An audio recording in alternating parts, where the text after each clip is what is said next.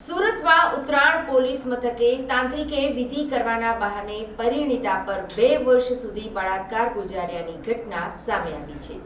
સુરતના ઉત્તરાયણ વિસ્તારમાં રહેતી પરિણીતાને તાંત્રિક ભેટી ગયો હતો।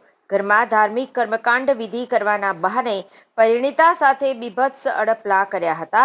બાદમાં વિધિ પૂરી જ કરવી પડશે, જો વિધિ પૂરી નહીં થાય તો તારા પતિ મરી જશે અને ઘરમાંથી કોઈનો ભોગ લેવાશે તેવું કહી પરિણીતાને ડરાવી હતી। ત્યારબાદ પરિણીતાના ફોટો વાયરલ કરવાની ધમકી આપી તેને સમાજમાં બદનામ કરવાની ધાક ધમકી આપી અવારનવાર બળજબરીપૂર્વક શારીરિક સંબંધ બાંધી તાંત્રિકે બળાત્કાર ગુજાર્યો હતો, જેથી આખરે ભોગ બનનાર પરિણીતાને આ મામલે ઉત્તરાયણ પોલીસ મથકમાં ફરિયાદ નોંધાવતા પોલીસે તાંત્રિક સામે બળાત્કારનો ગુનો દાખલ કરી કાયદેસરની કાર્યવાહી હાથ ધરી છે। શહેરમાં અવારનવાર વિધિના બહાને તાંત્રિકો દ્વારા બળાત્કાર કરવામાં આવતા હોવાના અનેક કિસ્સા સામે આવ્યા છે, ત્યારે સુરત શહેરના ઉત્તરાયણ વિસ્તારમાં પણ આવો જ એક કિસ્સો સામે આવ્યો છે। ઉત્તરાયણ વિસ્તારમાં રહેતી પરિણીતા પોતાના ઘરે હતી ત્યારે અમરોલી કોસાડ રોડ પર સ્વીટ હોમની સામે શ્રી હરિકૃષ્ણ રેસિડેન્સીમાં રહેતા રાહુલ દિનેશભાઈ પંડ્યા તેને ઘરે આવ્યા હતા અને પરિણીતાને ઘરના બેડરૂમ અને બાથરૂમ સાથે હોવાથી ઘરમાં વાસ્તુ દોષ છે એટલે આર્થિક તંગી રહે છે તેવું કહી ધાર્મિક કર્મકાંડ વિધિ કરવાની વાત કરી હતી।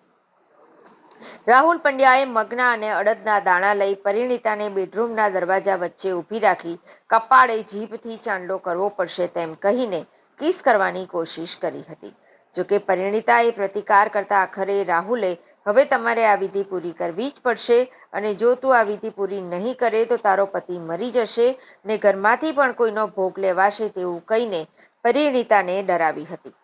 તાંત્રિક વિધિના બહાને પરિણીતાના ઘરે આવી તું તારા પતિને ડિવોર્સ આપી દે અને જો ડિવોર્સ નહીં આપે તો તારા ફોટા વાયરલ કરી તને સમાજના બદનામ કરવાની ધાક ધમકી આપી અવારનવાર ઘરે આવી પરિણીતા સાથે શરીર સંબંધ બાંધી બળાત્કાર ગુજાર્યો હતો।